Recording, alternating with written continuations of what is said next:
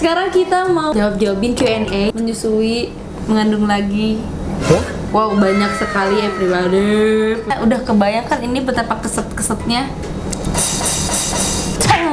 Yang dilarang itu nih pasti dilarang malah untuk bersetubuh.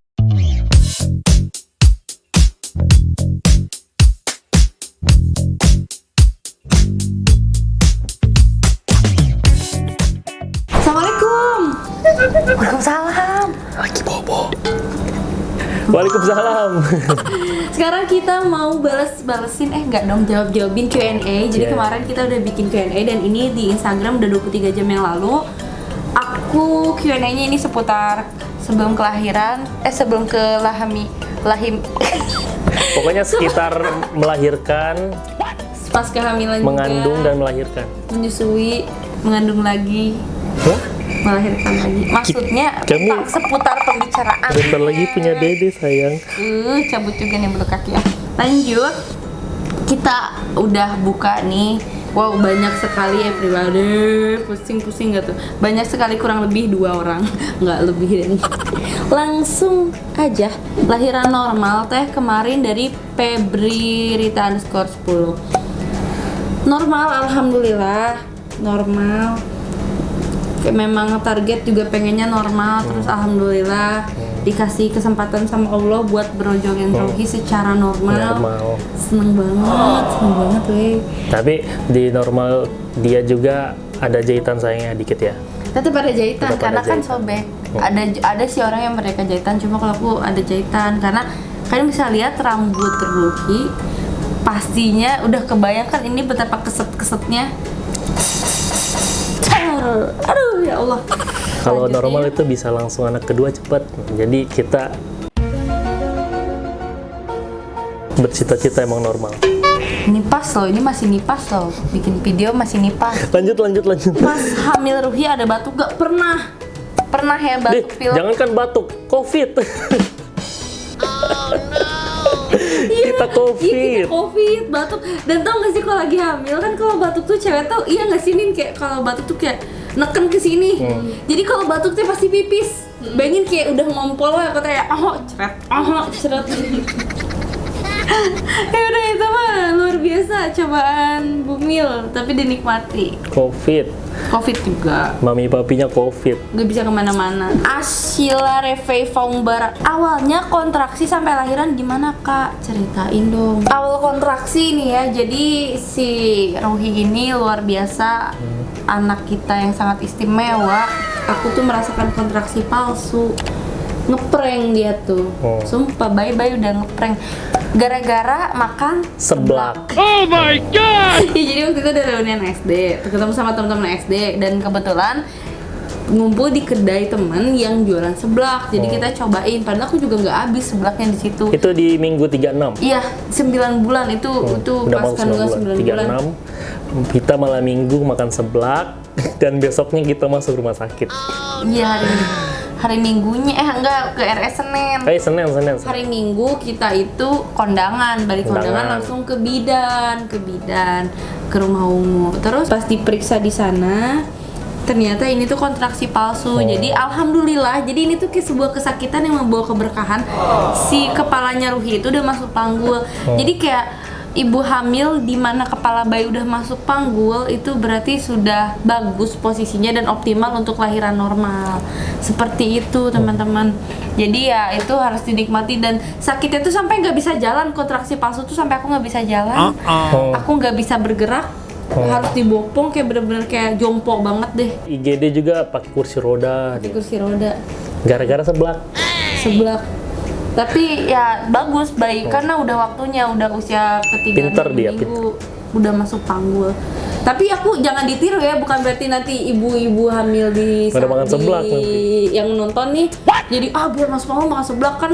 Itu kita nggak tahu nih, saya bukan aku nggak rekomen. Ini cuma menceritakan pengalaman aku begitu Besti. Kita di rumah ungu itu dikasih tahu kalau di 36 minggu itu paru-parunya belum sempurna. Jadi belum bisa dilahirin.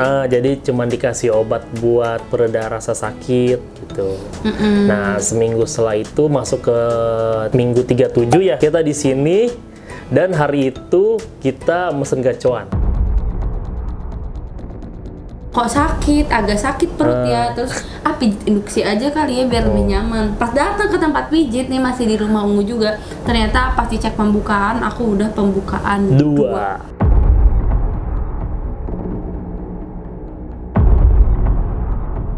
Bayangin orang tuh kan beda-beda ya, pembukaan 2 ke 3 bukan berarti keselang sejam, kayak beda-beda lah gitu. Ada yang berhari-hari, ada yang hitungan beberapa menit langsung pembukaannya nambah.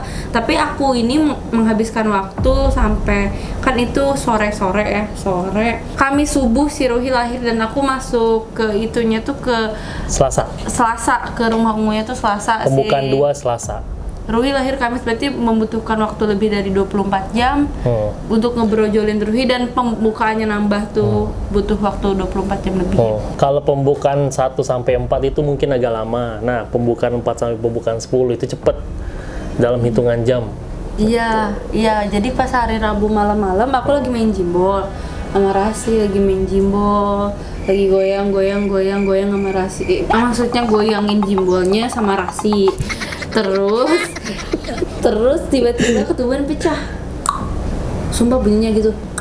Aku kerasa, aku cuma aku yang bisa ngerasain dan denger. Terus aku bilang ke mama, bilang ke Rasi, dan bocor air gitu kan. Terus pas udah pembukaan, pas udah ketuban pecah, langsung dicek pembukaan, dan alhamdulillah pembukaannya nambah dari pembukaan 3 ke 4, terus dari situ 5, 6, 7 sampai 10 tuh cepet banget.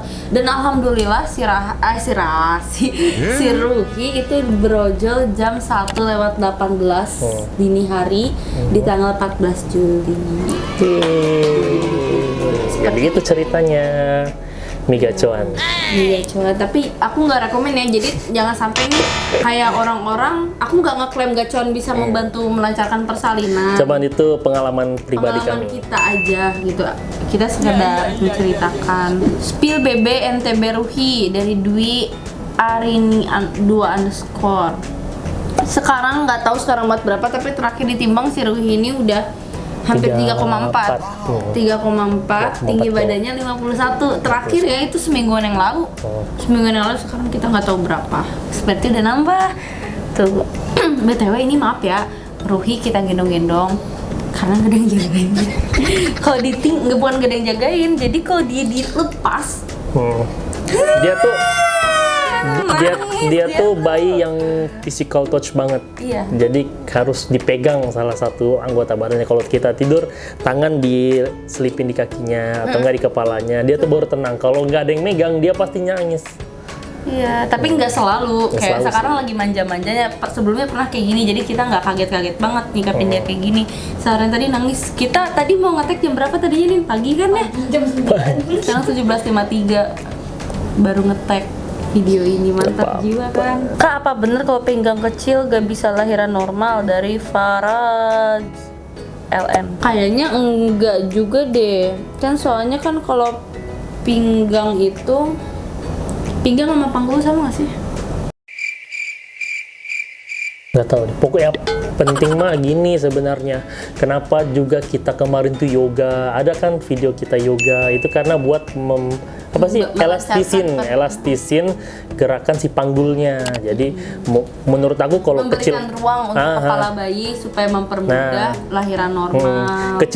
Kecil besarnya pinggang atau panggul itu ya pengaruhnya ke situ, ke kegiatan yang kayak yoga itu berpengaruh. Karena kan nggak pakem kayak gitu, pasti bergerak membuka menutup si panggulnya. Jadi si yoga itu berguna untuk itu. Dari author.cntp_. Waktu hamil Dede Ruhi, kakak ngidam apa aja? Nggak macem-macem. Aku ngambil permen lah. Ngidam apa aja sayang? Ngidamnya tuh piscok. Istri aku emang suka banget dengan pisang, apalagi yang warna coklat. Capek banget sih. Dia mah ambigu tahu pisang yang lain. Pisang coklat. Astagfirullahaladzim. Tapi jam 3 subuh. Jam 3 subuh tapi mintanya. Buset, kamu di Jakarta aja, di ibu kota nyari nggak ada itu mah. Takut banget nih ya kalau kita, maaf ya aku sambil makan permen karena bau lambung. Takut Ruhi bangun. Sebenarnya buat para suami aku tegaskan, kalau istri kalian lagi hamil dan ngidam, kalian boleh berspekulasi, itu mah ibunya aja yang mau. Karena memang betul kayak gitu. tapi harus diturutin karena kalau orang hamil itu susah banget buat makan, nafsu makannya bisa berkurang. Jadi sekalinya kayak pengen pisang harus diturutin. Kayak orang yang biasanya suka makan ikan, hamil tuh bisa tiba-tiba nggak suka ikan. Bahkan orang yang sebelumnya nggak suka makan ayam, hamil bisa jadi suka makan ayam karena beda-beda ya setiap ibu hamil. Kayak si Kayes tuh kayak gitu loh kak, kayak makanan yang dia suka jadi nggak suka, yang suka jadi nggak suka, beda-beda. Jadi sekalinya dia udah nge-spill aku pengen ayam bakar, terus diturutin karena susah banget buat makan itu karena mual-mual juga kan, apalagi di trimester 1. Kalau Siska kalau ngidam minta apa ya? Es krim rendang. Dapat inspirasi nama Ruhi dari mana kak? Dari film India. Tahu nggak film? Bukan film, sinetron, serial India, serial drama India Muhabbatain. Ada si Ruhi. Hello, Papa. Nah, aku tuh kayak berharap anak aku tuh Suka India. enggak juga kayak Ruhi ya, jadi anak yang strong kayak Ruhi di film Muhabbatain, strong, pintar, dan kalau kita cari artinya Ruhi itu artinya ruh gitu.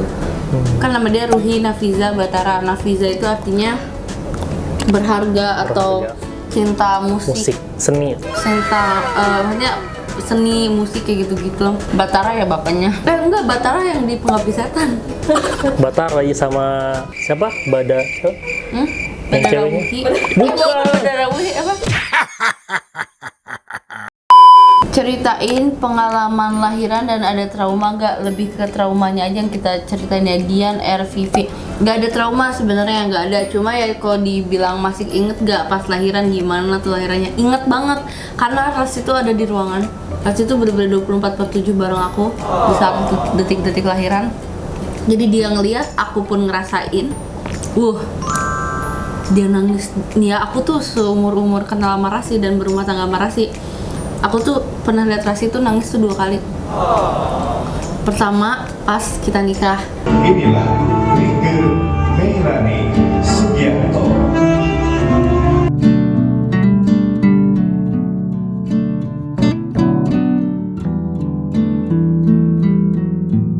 Terus yang kedua itu pas Ruhi lahir, dia nangis.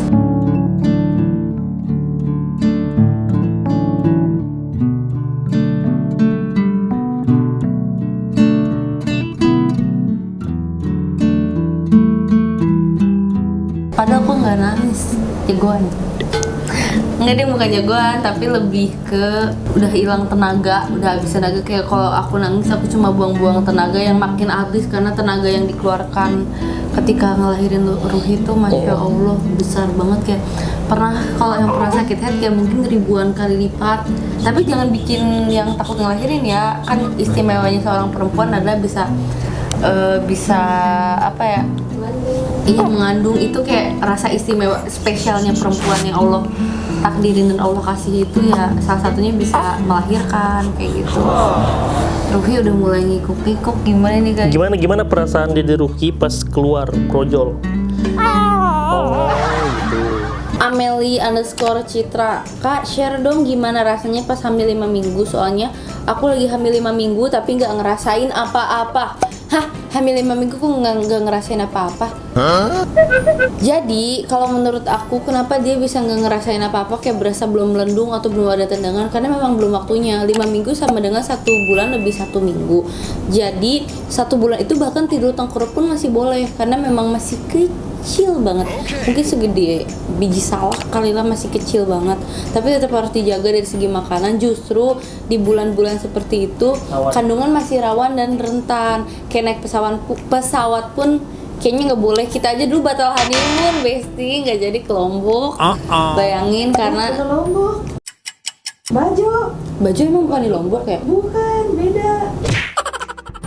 Waktu itu nggak jadi ke Bajo karena kita juga tak lebih menjaga Ruhi. Kayak aku mikirnya gini, si bidan bilang kalau kita lagi hamil yang di trimester 1 itu tuh kayak keselamatannya tuh sangat tipis katanya karena masih rentan. Akhirnya aku memutuskan untuk tidak jadi ke Bajo, mungkin nanti aja. Pas waktu itu kita mikir, oh masih kecil ya, masih segede biji salak, masih rentan. ya kita mikir banyak orang-orang sekitar kita, keluarga aku juga yang belum dipercaya dikasih keturunan gitu, udah bertahun-tahun nikah. Jadi ketika aku udah dipercaya terus cuma gara-gara ke Bajo aku kayak nekat ke Bajo, kayaknya kayak sakit banget gitu, sakit banget hati orang-orang yang ingin memiliki anak gitu kan. Ya udahlah, kita jaga ini, kita harus bertanggung jawab nih, kita udah dipercaya. Akhirnya sekarang udah brojol, Ruhinya anaknya cantik, solehah, pinter, masya Allah. Emang walaupun rugi beberapa juta itu hadiah sih, sebenarnya itu hadiah dari Teh Seli, Bupati Karawang. Gak tahu deh, gak ngerti lagi kita juga gimana, kan gak ada yang tahu ya kalau misalnya ditakdirin hamil udah keburu jadi padahal belum honeymoon. Dari Helen Zul _ Kak, kok bisa sih abis lahiran langsung bisa jalan dan sehat banget? Aku nggak tahu ya, karena mungkin aku lahiran normal terus kayak walaupun dijahit aku masih yang merasa ya kadang bandel sih, kadang beber ya, kadang dipakein korset, kadang enggak, karena aku tuh tipe orang yang mengutamakan sekali kenyamanan. Diomelin wae sih sama mama sama ayah, kenapa gak pakai korset kata. Tapi aku mah bandel, baiklah. Yang penting mah makan tercukupi. Kayak sebenarnya mah kan kalian lihat aku di sosmed tuh kayak cuma 10% dari hidup aku, 90%-nya kalian gak lihat. Aku tepak, aku lemes habis nenenin Ruhi. Nolongin Ruhi. Hah? Apa? Nenenin bapaknya. Sumpah ya, kalau aku tuh gak keluar nasinya, gak tahu caranya gitu. Tapi kemarin ya keluar dikit.